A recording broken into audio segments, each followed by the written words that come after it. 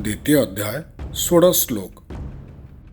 न सतो विद्यते भावो न भावो विद्यते सतः उभयोरपि दृष्टुन्तस्त्वनयोस्तत्त्वदर्शिभिः। भगवान बोले, हे पार्थ, अनित्य शरीर का चिरस्थायित्व नहीं है और शाश्वत आत्मा का कभी अंत नहीं होता है। तत्वदर्शियों द्वारा इन दोनों प्रकृति के अध्ययन करने के पश्चात निकाले गए निष्कर्ष के आधार पर इस यथार्थ की पुष्टि की गई है। इस श्लोक में भगवान श्री कृष्ण ने आत्मा की शाश्वतता और प्रकृति की अस्तित्व की व्याख्या किए हैं। इसमें कहा गया है कि जो वस्तु असत अर्थात अस्थायी है उसका अस्तित्व नहीं होता और जो सत अर्थात शाश्वत है उसका कोई समाप्ति नहीं होती। वेद मंत्र बताते हैं कि भगवान, जीवात्मा और माया तीनों नित्य तत्व हैं। भगवान नित्य हैं, इसलिए वो शाश्वत तत्व हैं। वेदों में भगवान को सच्चित आनंद कहा गया है।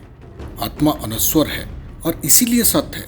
शरीर का एक दिन नाश होगा, इसलिए इसे असत कहा गया है। आत्मा भी सच्चित आनंद है, किंतु अणु रूप में होने के कारण आत्मा अणुसत्य, अणुचित और अणु आनंदमय है। माया तत्व जिससे संसार निर्मित है वो नित्य या सत्य है। फिर भी सभी भौतिक पदार्थ जिन्हें हम अपने आसपास देखते हैं उनका अस्तित्व अवश्य है, किंतु इन सब का समय के साथ विनाश हो जाता है, इसलिए इन्हें असत्य या अस्थायी की श्रेणी में रखा गया है। इसी प्रकार संसार ही असत्य है, क्योंकि इसका अस्तित्व केवल माया तत्व के कारण है जो सत्य है। कुछ तत्वदर्शी ये दावा करते हैं कि संसार मिथ्या है।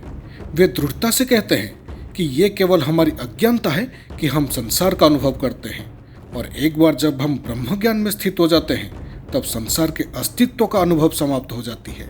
भगवान केवल सृष्टि का सृजन नहीं करते, बल्कि वो स्वयं प्रत्येक अणु में व्याप्त हो जाते हैं। इसलिए जब भगवान इस संसार में सर्वव्यापक हैं, तब फिर संसार का अस्तित्व क्यों नहीं हो सकता।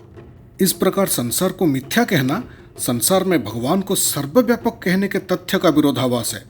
यहाँ भगवान ये व्याख्या करते हैं कि संसार का अस्तित्व है किंतु नश्वर है, इसलिए वे इसे असत या अस्थायी कहते हैं। इस श्लोक में भगवान श्री कृष्ण जीवन की अस्थायी और शाश्वत भिन्नताओं को स्पष्ट किए हैं।